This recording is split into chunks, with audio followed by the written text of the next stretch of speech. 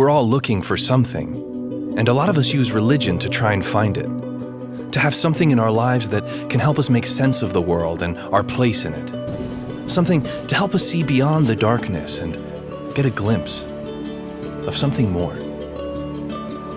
We all try and satisfy it in different ways, but deep inside all of us, there's a yearning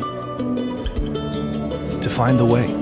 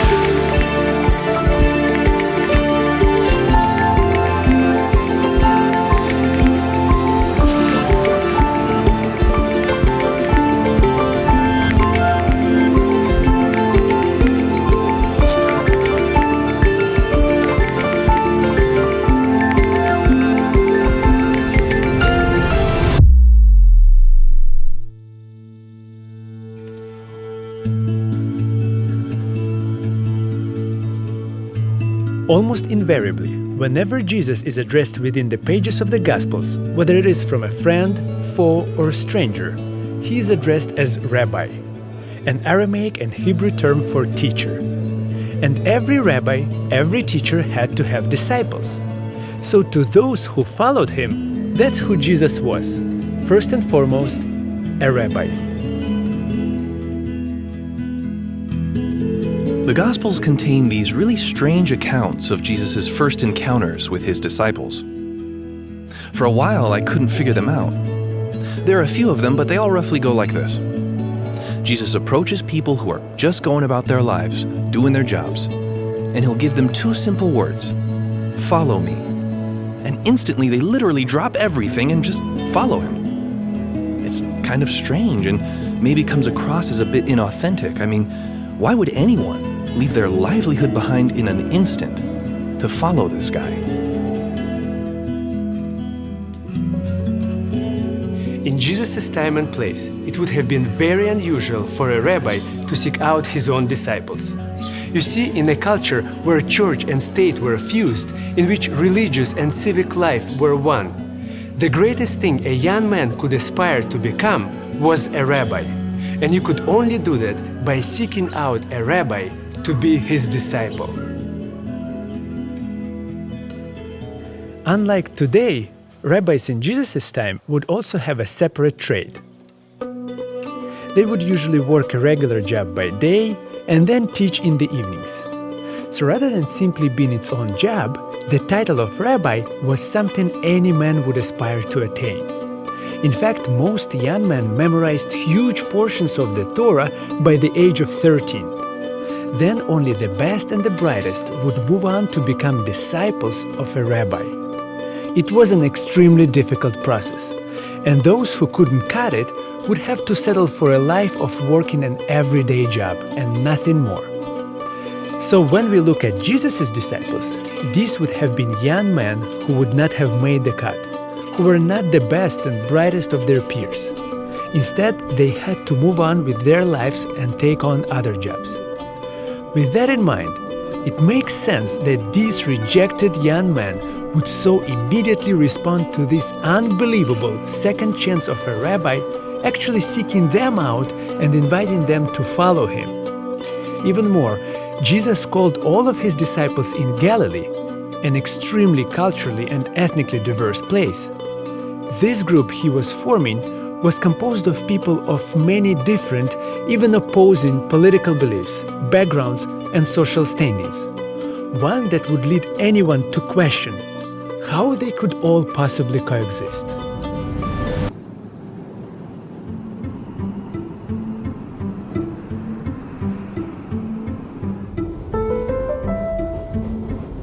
New York is one of the most ethnically and culturally diverse cities in the world.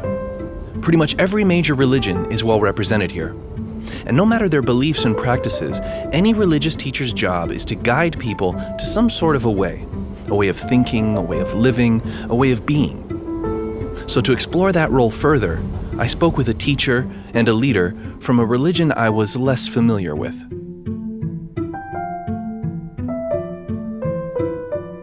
This is the Jamaica Muslim Center in Queens, New York. It's the largest Islamic center in the city. I sat down to speak with their imam and director, Shamsi Ali, and I guess you could call it the prayer room. Normally we call it musalla. Musalla means the place where people are praying.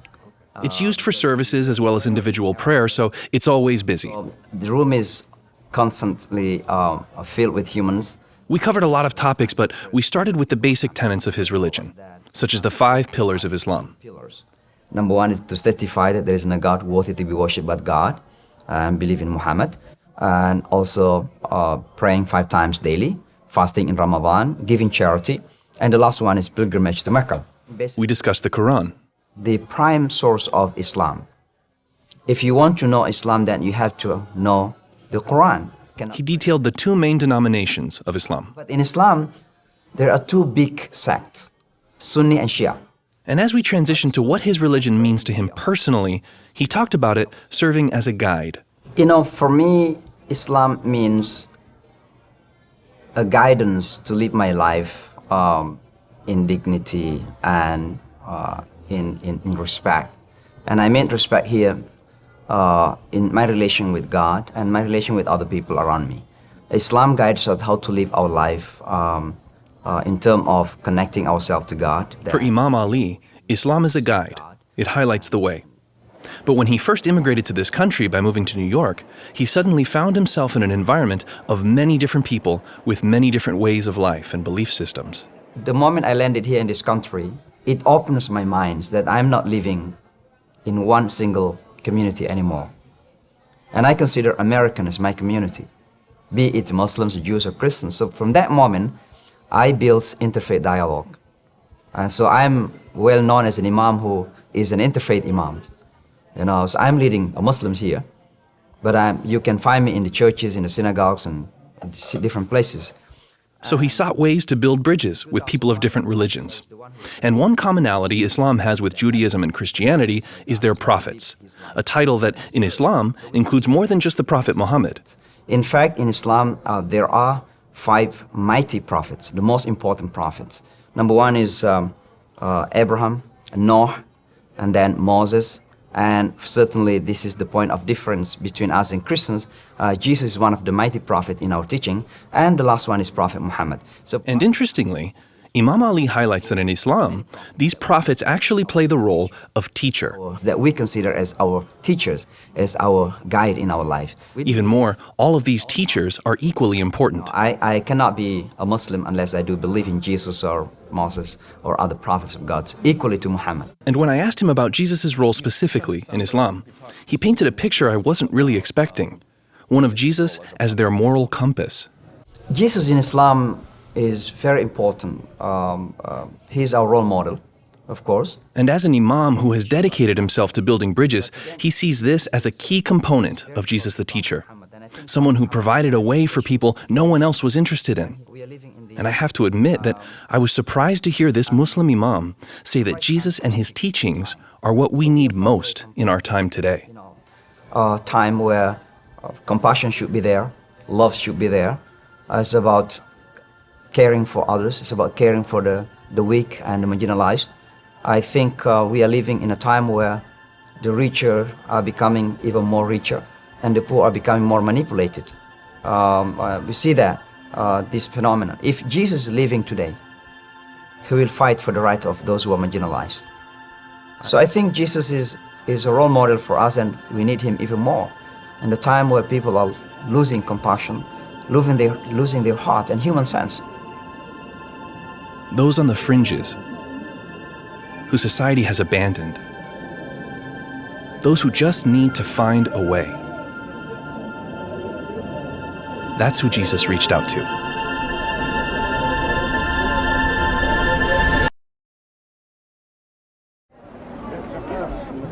Towards the beginning of Luke's Gospel, Jesus goes back to his hometown of Nazareth and announces the beginning of his revolution. But he does it in a very rabbinical way. He goes to the synagogue, stands up, and reads from the scroll of Isaiah, describing a mission to reach out to the weak and the marginalized. Then he does something totally unexpected. He claims that this scripture has just been fulfilled in their hearing.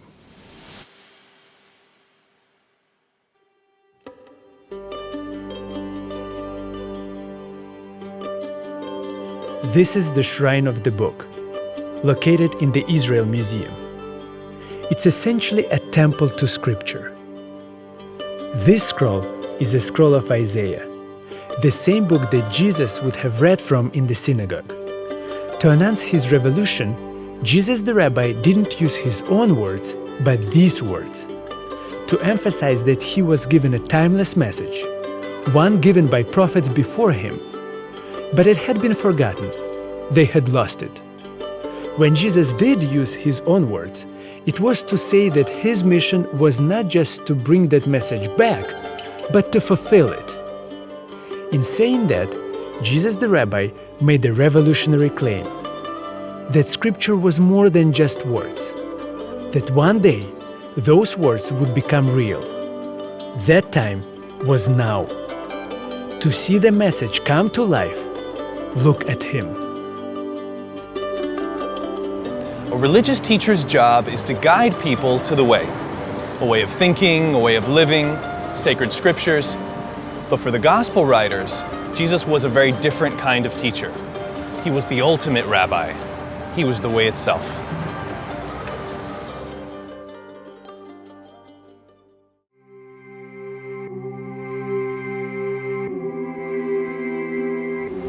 I think what's so dissatisfying to people about some of the modern teachers of Christianity is that that's basically all they do, teach. Growing up, we had a local pastor who taught every week at church and at school, and later on we found out he had been stealing donation money the entire time. What's the point of teaching a message if you're not living it? I think that's what's so appealing about the Jesus of the Gospels. He didn't just teach a revolutionary message, he lived it out in his life as well.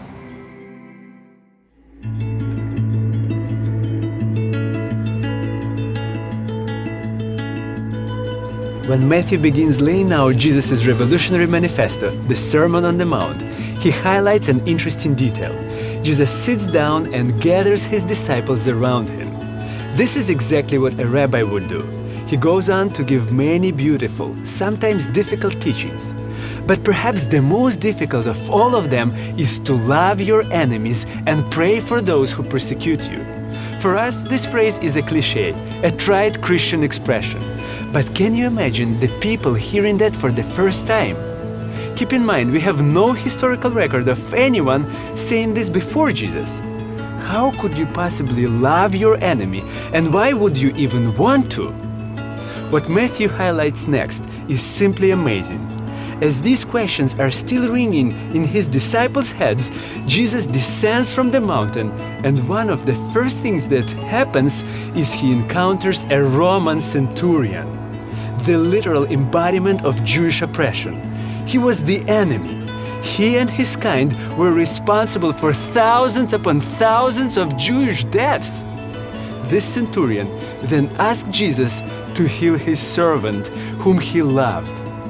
Just try to imagine that. That would be like a Nazi approaching Jewish doctor asking him to heal one of his own. How could you possibly grant that request?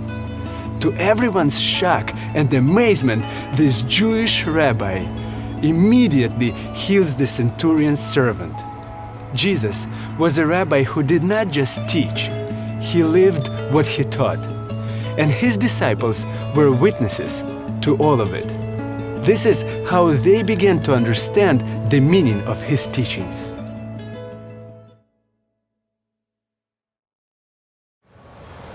There's a famous Ben Franklin quote that says, "Tell me and I forget. Teach me and I may remember. Involve me and I learn." That's exactly what Jesus did. He wasn't just a sitting rabbi, he was a walking rabbi. He taught by example.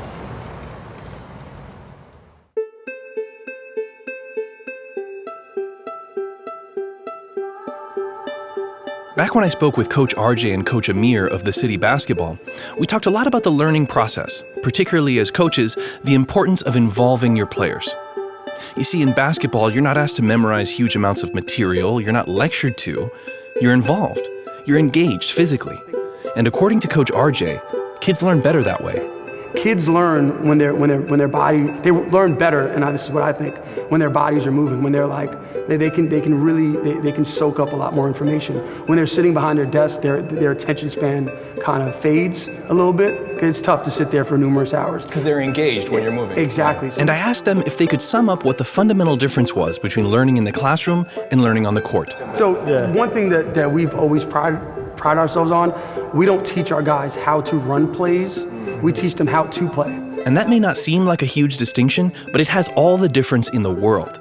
They're not just looking to fill these kids' heads with a bunch of rules or abstract knowledge. They're providing experiences that will fundamentally change their mindset, teaching a kid to think in ways that will prepare them for anything basketball or even life throws their way. It's a lot of read and react. Sometimes you got to see what your defender's going to do, and then you counter that with a move.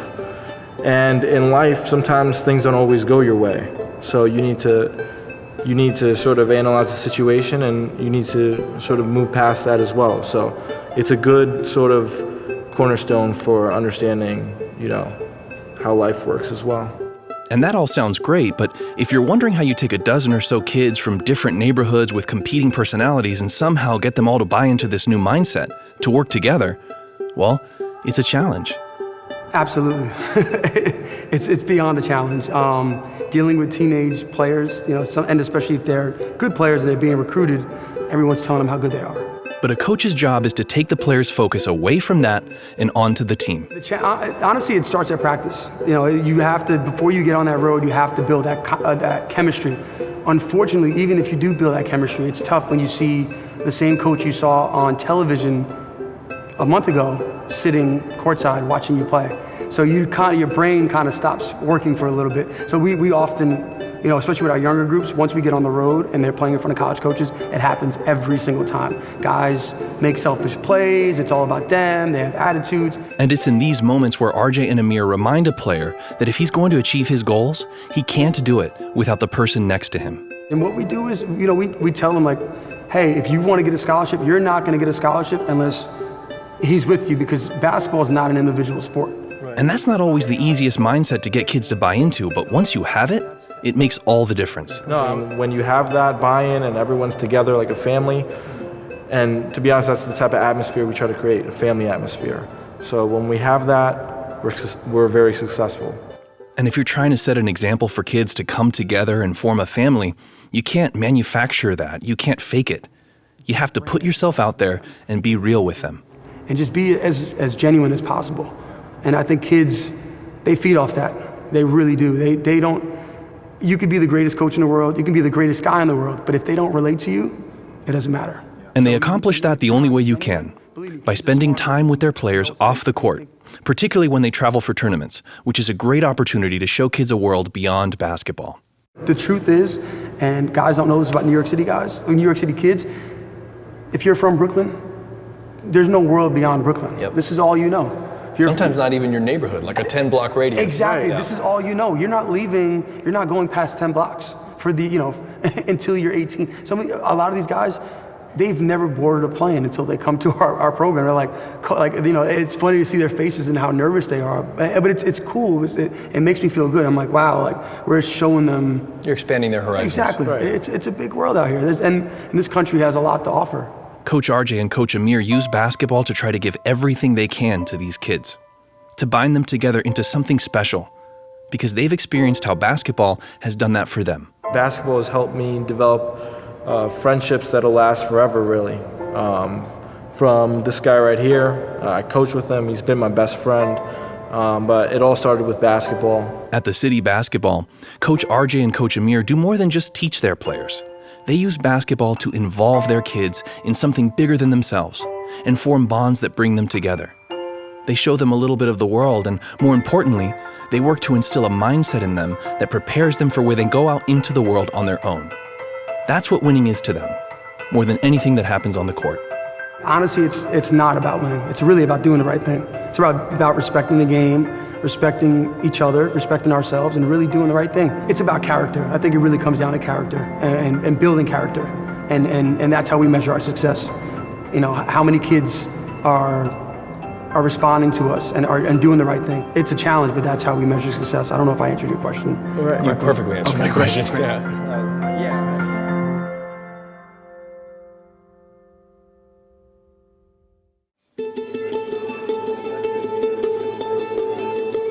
As a teacher, Jesus' goal was to do more than just teach his students. Instead, he brought 12 diverse members of a small community together to form a new family. In fact, Jesus even called them his friends, saying he would die for them. More than that, he prepared them to go out into the world.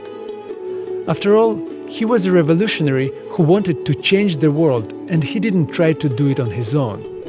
We see this even in the 12 disciples he chose, a clear allusion to the 12 tribes of Israel.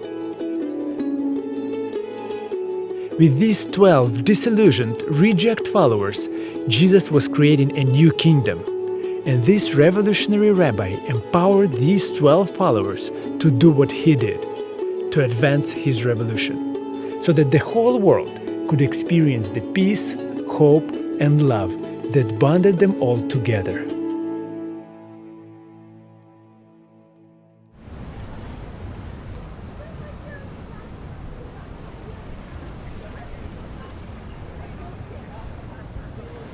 When you look at the prominent figures in Christianity, both past and present, it's impossible not to notice that they're predominantly male.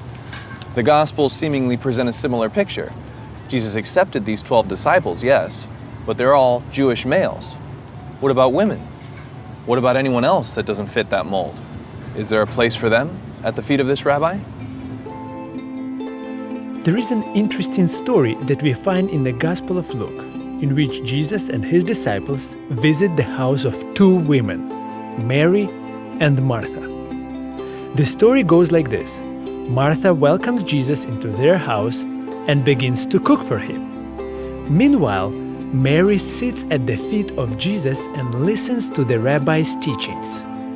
Martha becomes extremely upset at this and tells Jesus to make Mary get up and help her. After all, with the disciples there, she has over a dozen people to feed, and no one to help her. But when we take a closer look at the first century world this took place in, we find that another aspect of this scene would have appalled Martha as well. Mary is sitting at the feet of this rabbi. You see, in that time and place, a common phrase used to indicate that you were a disciple of a certain rabbi was to say that you sat at their feet. In that world, women were second-class citizens. Most of them could not read, and history doesn't tell us of any women who were disciples of a rabbi in that time. So, looking at a culture in which higher learning was only for men, in which following a rabbi was only for men, we can understand Martha's shock at seeing her sister learning at the feet of this rabbi. My favorite part of that story is the last line. Mary has chosen the better part, which will not be taken away from her. In a world in which various people and institutions, some of them religious, try to label us, limit us, tell us who's in and who's out, the words of this rabbi speak just as powerfully now as when he first said them. Anyone is free to choose to follow him, learn from him, be empowered by him, and no one can take that away from you.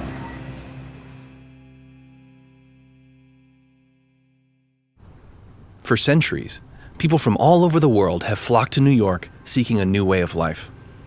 A great many came through this place, Ellis Island. It's a museum now, but for roughly 60 years, this little island in New York Harbor was America's largest immigration site. In that span of time, over 12 million people came through here, fleeing wars, racism, poverty, religious persecution, to try and find a better life. The names of those who came through here serve as a reminder that this city, like this country, is meant to be a community of all communities. A place defined not by a particular culture or ethnic group, but by people of all kinds trying to find a new and better way in life. On approaching Ellis Island after a long journey, this statue, the Statue of Liberty, was the first glimpse of New York the newcomers would see. For those fleeing rejection, persecution, and oppression, this great woman, known as Mother of Exiles, was a symbol of a place that accepted those that the rest of the world didn't want. But that idea is a lot older than this statue or even this city. In fact, the words of the poem engraved on the Statue of Liberty have a strong resemblance to the words Jesus the Rabbi read when he first announced his revolution.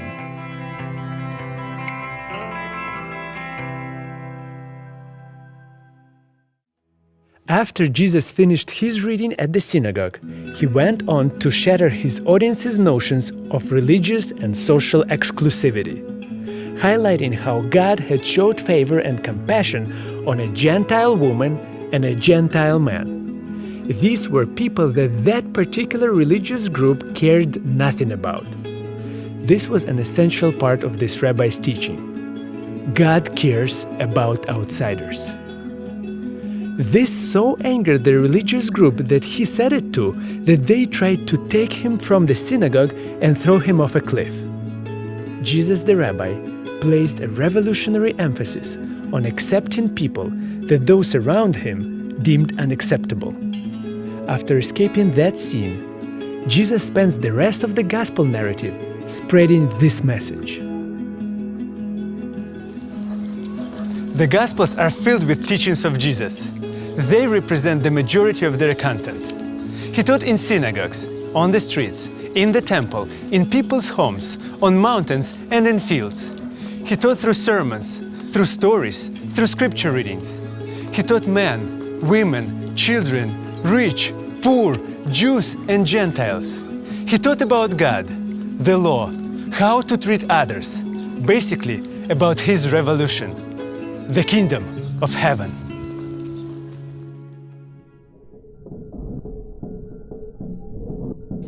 The diversity of the people Jesus taught and accepted was immense. And although his teachings were many, their message was simple. In fact, Jesus himself boiled them down for us. Love God and love the person next to you. Everything he taught and everything he did was about that. And love doesn't look at where you come from, what you've done, or what you look like. It just looks at you. And maybe that's why so many people followed Jesus, because he looked at them and loved them. This rabbi didn't just teach those at his feet. He picked them up and he showed them the way.